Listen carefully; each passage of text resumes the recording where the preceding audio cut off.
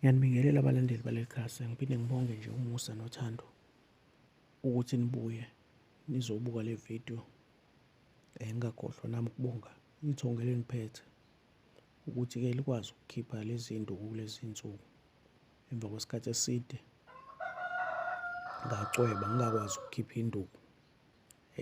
Namhlanje-na-ke ngithe cha, ake ngilungise uthando kulabantu abathandanayo. Ke ngikhiphe induku yokulungisa le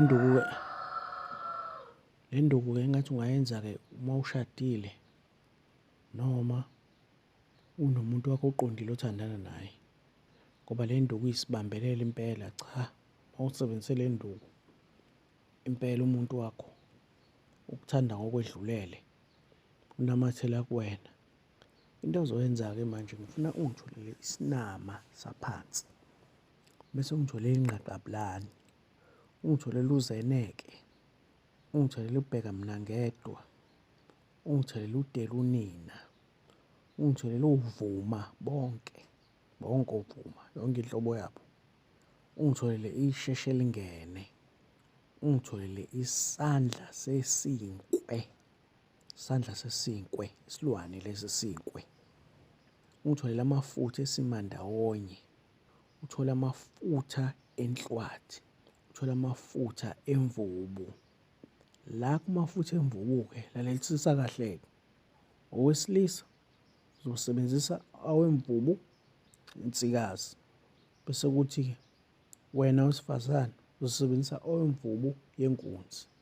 Bese wenza njena-ke futhi uthola amafutha emfezi, inyoka leyo. Into ozoyenza-ke uzogala amakhubalo, uwagayisise impela ngoba kufuna abe yimvuthi impela, uwasefe ngalesi sefo esincane bese uniwashuzela kube ngathi ufulawa. Into ozoyenza-ke manje, nalesi sandla lesi sesinkwe naso uyasigaya, uhlanganisa khona la naso futhi ukugaya nje kube into encane nje, kube impela kube ngathi ufulawa. Bese-ke uthatha la mafutha lawa alezilwane engiyibalile, uhlanganise nalo muthi, kuhlangane kahle. Into ozoyenza-ke manje, usuthatha le nto-ke manje lenhlanganisela usuyagcoba. Lo wesifazane uzogcoba ekhekheni lakhe, bese kuthi owesilisa uzogcoba obhokweni lakhe. Angibeke ngamazwi mhlawumbe azozwakala.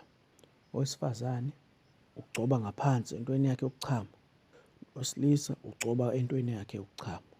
Ugcoba nini na? Ugcoba ngalesikhathi lesi uzokwazi ukuthi namhlanje ngizolala nomuntu wami. Awukwenzi njalo, into ozoyenza nje ngaleso sikhathi, bese uphinde futhi uyayenza mhlawumbe emva kwa-6 months, uphinde futhi ugcobe ufakele. Akuyona into ozohlezi uyenza zonke iy'nsuku. Lapho usumbambile wakho ngeke anyakaze, ngeke aye indawo. Ngithi uNkulunkulu anibusise, aniphe amandla. Konke enikufisayo ngithi akube impumelelo. Biza wonke amathongo angamele iy'mpilo zenu, okanye angamele impilo yakho wena ubuka le video. Angagezekile ngithi akagezeke, abakomalume wakho, abakini, wonke amathongo aphethe impilo yakho ngithi agezeke abe mahle, ube nenhlanhla, uphumelele kona konke okufisayo. Amen.